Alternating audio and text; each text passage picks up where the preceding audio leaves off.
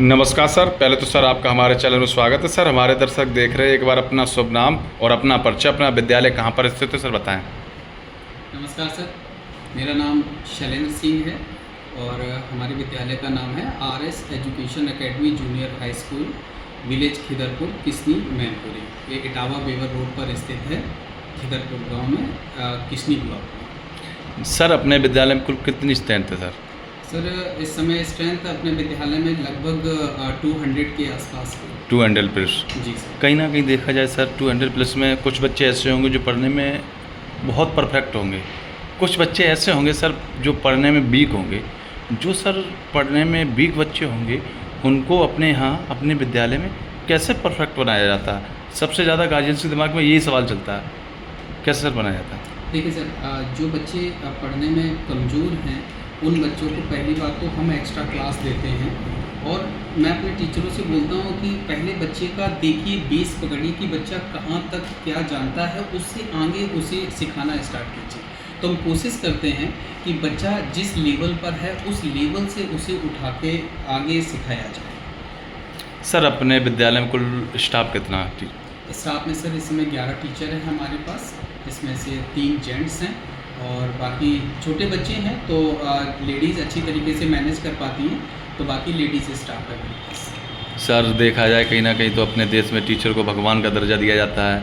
कैसे जब टीचर अच्छा, तो हमारे सर्वे के आधार पर एक समस्या निकल के आई है सर, कहीं ना कहीं देखा जा रहा है कुछ टीचर ऐसे होते हैं जो अपने काम को बाखूबी समझते हैं और कुछ टीचर ऐसे होते हैं जो अपने काम को बाखूबी नहीं समझ, सिर्फ सैलरी और वॉच की तरफ देखते हैं। और कुछ टीचर ऐसे भी होते हैं सर कि जो क्लास के ख़त्म होने के बाद क्लास में नहीं ठीक पढ़ाते हैं, उसके बाद अलग कोचिंग पढ़ाते हैं। तो उनके लिए आप क्या कहना चाहते हैं हमारे चैनल के लिए?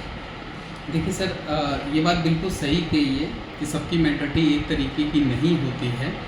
तो इसी वजह से सर मैंने अपने स्कूल के पूरा स्कूल सीसीटीवी कैमरे से जो है वो कवर कर रखा है। यहाँ तक कि रूम्स में भी सीसीटीवी कैमरे लगे हुए हैं जो ये सुनिश्चित करते हैं कि हाँ टीचर हमारे पढ़ा ही रहे हैं, ठीक है। क्योंकि अब देखिए हम हर वक्त हर कमरे में नहीं देख सकते कि कौन टीचर क्या पढ़ा रहा है और सबकी मेंटालिटी भी सर किसी की नहीं लिखी होती कि इसकी पढ़ लेंगे इस टाइप की है।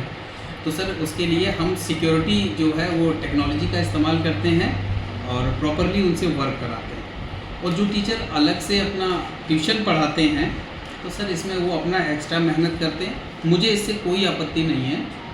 वो अलग से स्कूल के बाद अगर अपना कोचिंग लेते हैं तो सर मुझसे कोई परेशानी नहीं होती पढ़ाई में। सर इस रो पे काफ़ी विद्यालय हैं तो कंपटीशन का समय कंप्यूटर ज़्यादा है सर, तो अपने विद्यालय में ऐसा क्या व्यवस्थाएं हैं जो कोई गार्जियन से अगर एडमिशन करवाना चाहता है तो क्या ऐसी व्यवस्थाएं हैं, सुविधाएँ?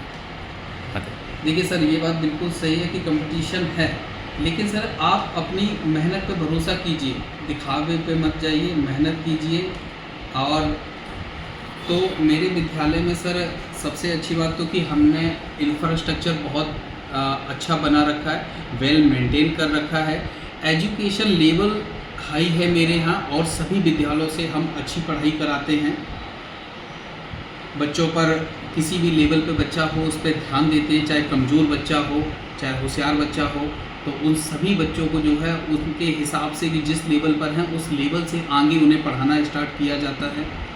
तो यही कारण है सर, हम लोग पढ़ाई अच्छी करा रहे हैं, टेक्नोलॉजी का इस्तेमाल कर रहे हैं, कंप्यूटर्स लैब है, कंप्यूटर बच्चों को सिखा रहे हैं, प्रोजेक्टर के माध्यम से वीडियो क्लासेस भी बच्चों को दी जा रही हैं, सीसीटीवी कैमरा से पूरा परिसर विद्यालय परिसर सिक्योर्ड है और बढ़िया सर क्या नाम है इंफ्रास्ट्रक्चर है, प्लेग्राउंड है बच्चों के लिए, ले जाने व ले आने के लिए गाड़ियों की व्यवस्था है, ये व्यवस्थाएं हैं सर। सर मेरा एक पर्सनल सवाल आपसे सर, जो गार्जियंस अपने बच्चों को विद्यालय में भेजते हैं वो गार्जियंस विद्यालय के ऊपर निर्भर रहते हैं कि हमारा बच्चा विद्यालय में जा रहा कि पढ़ा से पढ़ेगा, क्या मैं सर आपसे पूछ रहा इतने विद्यालय की जिम्मेदारी रहती है, क्या पढ़ाई में उतनी गार्जियंस की जिम्मेदारी नहीं होती? क्योंकि विद्यालय में बच्चा उसी समय तक रहता है, उसके बाद सारा दिन घर रहता है, तो इतनी जिम्मेदारी गार्जियंस की नहीं रहती सर, क्या कहना? बिल्कुल सर होती है। जितनी विद्यालय की जिम्मेदारी होती है उतनी ही बच्चों के गार्जियंस की जिम्मेदारी होती है। देखिए हमारे पास बच्चा 4 या 5 घंटे रहता है, हम 4-5 घंटे में बच्चों को बहुत सी एक्टिविटीज़ सिखाने की कोशिश करते हैं उन्हें बताते, लेकिन उसी चीज़ का अगर घर पे रिवीजन कराया जाए, जिसे हम होमवर्क कहते हैं, भाई हम लोगों ने सिखाया बच्चों को चैप्टर कॉन्सेप्ट सिखाए, उसके बाद उसी पर आधारित उनको होमवर्क के लिए क्वेश्चंस दिए, तो अगर वो क्वेश्चंस बच्चा दोबारा कर रहा है, इट मीन्स उसका रिकॉल हो रहा है, उसे याद हो जाएगा। अगर सर वो होमवर्क प्रॉपरली बच्चा नहीं कर रहा है, माँ बाप उसकी हेल्प नहीं कर रहे हैं, तो सर हम तो अपनी कोशिश कर रहे हैं, सिखाने की पूरी कोशिश कर रहे हैं। अब जो एक बच्चा जो प्रॉपरली काम कर रहा है, जाहिर सी बात वो बच्चा होशियार होगा, उसके माँ बाप अगर मदद कर रहे हैं उस बच्चे की, और जो बच्चा सर होमवर्क नहीं कर रहा है, तो सर जितना स्कूल में सिखाया जा रहा है उतना सीख रहा है। और ह्यूमन नेचर है सर कि हम लोग सीखने के बाद चीज़ों को भूलते भी हैं, तो अगर हम चीज़ों को रिपीट करेंगे तो हमें ज़्यादा समय तक याद रहती हैं।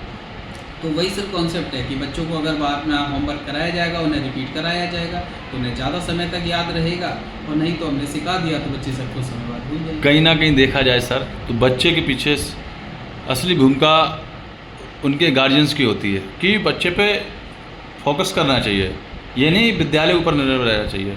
तो सर हम अगर एडमिशन के लिए अगर कोई व्यक्ति आपसे जुड़ना चाहता है या एडमिशन कराना चाहता है, कोई शिकायत विद्यालय के लिए होती, तो एक बार हमारे दर्शक देख रहे हैं, तो एक बार अपना कॉन्टैक्ट नंबर और अपना विद्यालय कहाँ पर स्थित है सर, पूरा एड्रेस बताइए सर। देखिए सर, ये बात बिल्कुल सही है कि माता पिता की भी अहम भूमिका होती है। मैं एक छोटा सा उदाहरण देना चाहूँगा। एक छोटी सी स्टोरी है।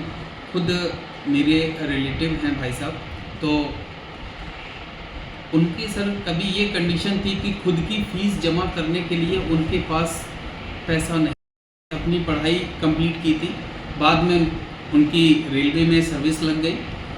उसके बाद उन्होंने अपने बच्चों को इतनी अच्छी परवरिश की कि उनका सबसे बड़ा बच्चा इस समय न्यूरो फिजिशियन साइकेट्रिस्ट है। दूसरा जो लड़का था वो सर अभी उसने यूपीएससी में हाल ही में यूपीएससी क्रैक किया, 287 रैंक है और आईएएस बनने जा रहे हैं। और एक बच्ची थी जो पंजाब नेशनल बैंक में जॉब कर रही है, और खुद भाई साहब चीफ विजिलेंस इंस्पेक्टर है। तो सर इसमें माँ बाप की भूमिका अहम होती है कि बच्चा अच्छा बनेगा या खराब बनेगा। तो सर अगर आप लोग मेरे विद्यालय में बच्चों का एडमिशन कराना चाहते हैं, तो विद्यालय का नाम RS education academy junior high school है। मैं विद्यालय का प्रबंधक, मेरा नाम शैलेंद्र सिंह है। हमारा मोबाइल नंबर 8755849108 है। सर एक बार अगेन रिपीट कर दीजिए मोबाइल नंबर जी, पूरा एड्रेस और मोबाइल नंबर। हाँ sir, RS education academy junior high school, Khidarpur, Kisni, Mainpuri. Mobile number 8755849108। Thank you sir, आपने अपना कीमती समय दिया। नमस्कार सर। धन्यवाद सर।